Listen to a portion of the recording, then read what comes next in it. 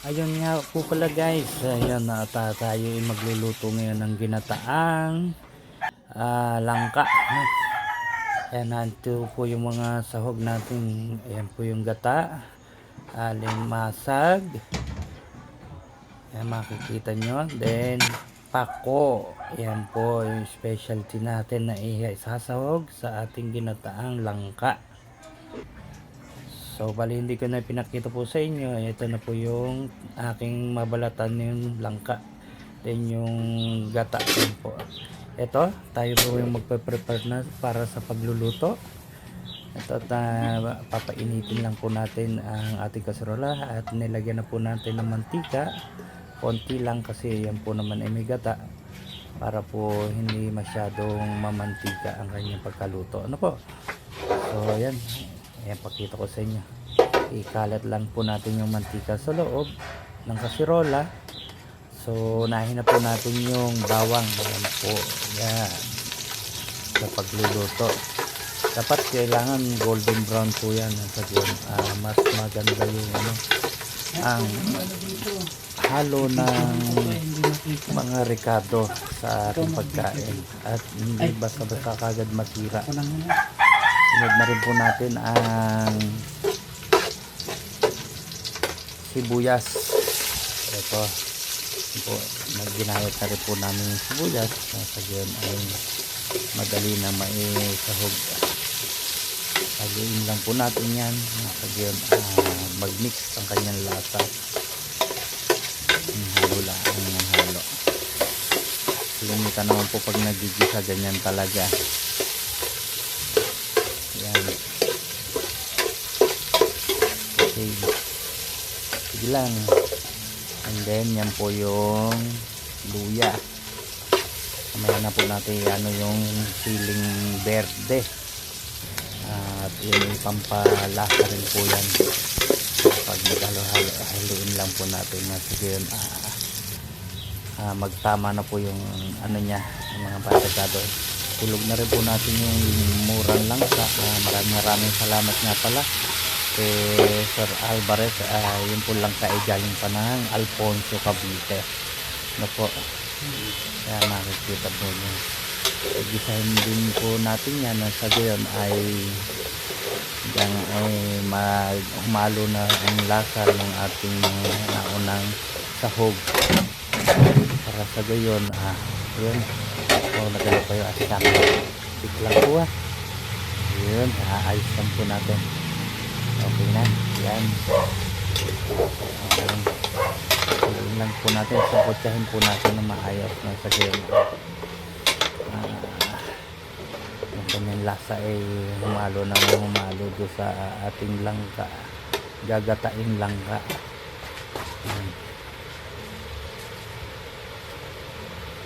Wait lang at kinukuha po natin yung pangalawang gata. Yan ang ginata natin. At yung nyug nga po pala dala-dala po rin namin yan kasama ng langka. Ito yung pangalawang gata. Natin, diyan po natin palalambutin yan. Pero yung kulay hindi na natin isinama at medyo napahalo yung ibang kulay brown ng bao. Opo. So bali yan, tinakpan ko muna. Yan, medyo luto na yung kanyang malambot-lambot na yung langka niya. Nakikita nyo na kaya ako pala nga gawa kasi sa kaserola ko siya niluto, kaya lagi ko siyang chine-check nang sabihin nang hindi masunog yung ilalim. Po, mapapansin nyo lagi ko bakit na sabihin hindi po masunog yung ating niluluto. Po, ayan, bango. Lagay na po natin yung dalawang siling berde. Sabihin ay humalo na rin ang lasa niyan, kung gaano ka ang aroma. Pero yan po hindi kaanghangan. Yan po mga masarap ka pang sahog sa ating niluluto. Yan, halos talagang Oscar kilo na yung kanyang luto. Ito, buksan na po ulit natin. Okay, haluin natin. Yun. Mukhang malambot na talaga. So, yan. Hinalo po natin. So, hindi dumikit yung sa ilalim.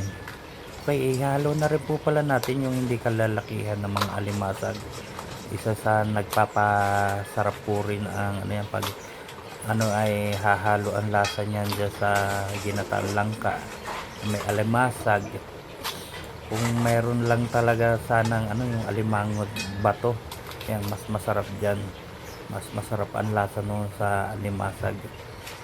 Ayan, nailagay na rin natin. Lagyan natin ng konting pampabuhay ng lasa, ano po. Okay, takluban muna natin muli. Hintayin lang natin sandali. Nasagyan. Lagyan na po natin ng pampaalat na konti. Every po yan, dapat inaano natin sa hindi masunog yung ilalim. Ito na po yung pinakapurong gata.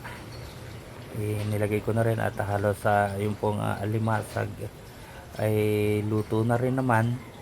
Nasagyan yun, magmix na ang kanilang lasa. Medyo napaano yung ating in order lang po natin sa online po yung yung gata yung alimasag po. Yan, haluin po natin ng sagyan ay pumailalim yung iba nang sagyan ay lalong humalo ang masarap na lasa po ng alimasag yan po sa ginagataan nating langka. Ano po, ayan.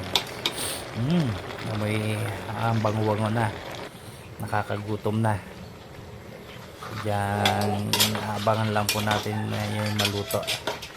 Hintay lang po, haluin lang po natin at baka nga masunog yung ilalim. Pero yun po hindi ko binigla yung apoy ng sagyon. Hindi rin bigla ang pagkaluto.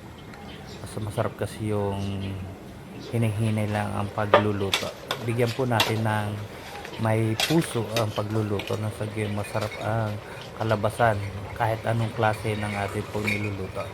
Okay, tikman po muna natin. At least nasa bahay naman po tayo, kaya dyan ko na sa sandok tinikman po. Pero kung yung mga pambenta gamitan po natin ng service po po. Okay, yan. Sagyon, bango-bango na talaga. Nakakagutom na, grabe. Okay.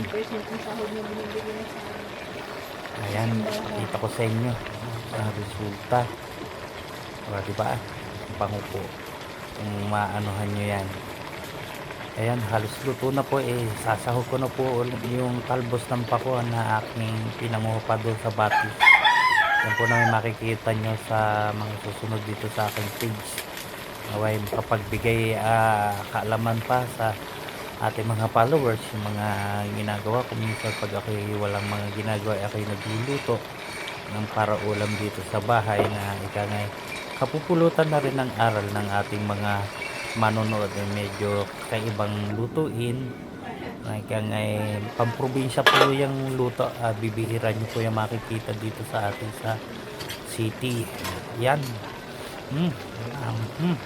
Malingasaw na mula sa usok ang bango ang ating langkang gata na may alimasag at special talbos ng pako. Okay, maaari lang i-prepare na. Eto na, isasalin na po natin sa isang lalagyan na tayo makakain ng pananghalian. Anuhan nyo yan dyan. Yan, lukog po. Sadyang mapaparami ka ng kain nito once na ganito ang uulamin mo. Ayan sa aking mga followers, kain mo. Ito po, uulamin natin. Samahan nyo kami kumain. Nasa gayon, matikman nyo naman. Ito na, ang pinaka-final po. Hindi ko na po papakita sa inyo kung paano po yung imumukbang yan. Ano po. Maraming salamat sa inyong lahat. Thank you.